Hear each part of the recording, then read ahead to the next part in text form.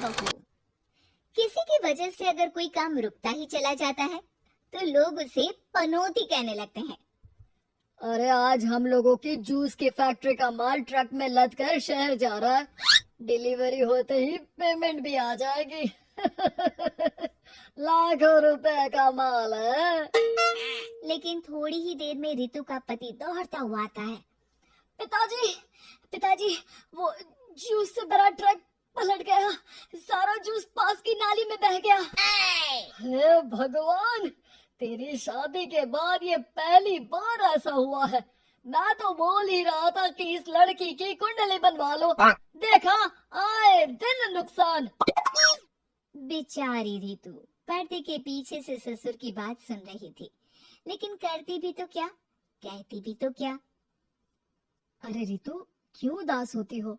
मुझे भरोसा है तुम ही मेरे घर की लक्ष्मी हो। अरे मेरे पैर में चोट लग गई है, रितु जरा चल डॉक्टर को दिखाते हैं। रितु सास के साथ डॉक्टर के घर जा ही रही होती है कि उसका पैर फंस जाता है और वो सास पर गिर जाती है। हाय रे, पहले से पैर टूटा था, अब ऊपर से मेरे ऊपर गिर गई। भगवान उठा ले मुझे, भगवान। आये, आये, आये, कोई उठाओ तो मुझे। हाँ सासू माँ, लाइए हाथ दीजिए, यहाँ बैठिए, मैं पानी लेकर आती हूँ। अरे अब तो डॉक्टर भी चला गया होगा। अरे इस लड़की के कारण पता नहीं मैं अपने पैरों पर खड़ी भी हो पाऊंगी कि नहीं। माँ, बहुत घबराहट हो रही है। कल मेरी अपनी खुद की फैक्ट्री शुरू होने वाली है। पता नहीं कैसा रहेगा मेरे लिए बिजनेस। अरे क्यों नहीं बेटा, अच्छा होगा। इतनी लगन और मेहनत जो की है तूने, बस तेरी बीवी का मनहूस साया ना पड़े। अरे जब से आई है कुछ ना कुछ मनहूस होता ही चला जा रहा है। कैसी बात कर रही हो माँ? एक तो वो अपना घर परिवार छोड़कर हमारे लिए यहाँ आई है, और तुम हो कि। दिन बीतते हैं और एक दिन। निकल इस घर से, मैं कहती हूँ निकल। जब से यह लड़की मेरे घर की बहू बनी है, हर जगह घाटा, हर जगह नुकसान। कभी सास का पैर टूट रहा है तो कभी जूस का ट्रक ही गिर जा रहा है। अरे अब तो हद ही हो गई। मेरे बेटे का इतना भारी एक्सीडेंट कि वो कोमा में चला गया। वो तो शुक्र है कि जान बच गई। नहीं नहीं, हम ऐसी लड़की को अपने घर में रख ही नहीं सकते। अब तो रितु को भी लगने लगता है कि वो मनहूस है। वो चुपचाप घर छोड़कर निकल जाती है। चलते चलते रितु एक जंगल में झोपड़ी में पहुंच जाती है, जहाँ एक साधु तपस्या कर रहे होते हैं। आ गए बेटे, क्यों परेशान होती है? ये तो जीवन का नियम है। इंसान हमेशा नकारात्मक चीजों को ही सुनता, देखता और समझता है। किसी की अच्छाई उसे नजर ही नहीं आती। आपने मुझे बेटी कहा है तो शरण भी दे दीजिए बाबा। मैं आपका सारा काम कर दिया करूंगी, बस आपके जीवन में मेरे जैसी बेटी की वजह से कुछ बुरा ना हो। साधु आंख बंद करके मुस्कुराता है और रितु उनके घर की बेटी बन जाती है। पिताजी, भोजन तैयार है, आकर खा लीजिए। बेटा, जो भोजन तूने बनाया है उसमें सांप का जहर है, वो खाकर मैं मर सकता हूँ। नहीं नहीं पिताजी, खाना तो मैंने अपनी आंखों के सामने बनाया है, यहाँ तो कोई सांप आया ही नहीं। ठीक है, फिर ला मैं खा लेता हूँ। साधु खाना खाने जाता ही है कि खाना रितु के हाथ से गिर जाता है और वो खाना बिल्ली खा जाती है। बिल्ली उस खाने को खाती ही मर जाती है। नहीं पिताजी, मैंने खाने में जहर नहीं मिलाया। मुझे इस बात का पता नहीं पिताजी। मैं ये बात जानता हूँ। खाने में जहर का मिलना और इस खाने का गिरना, ये तो पहले से ही तय था। इसमें तुमने कुछ नहीं किया है बेटी। रितु समझ नहीं पाती कि क्या हो रहा है।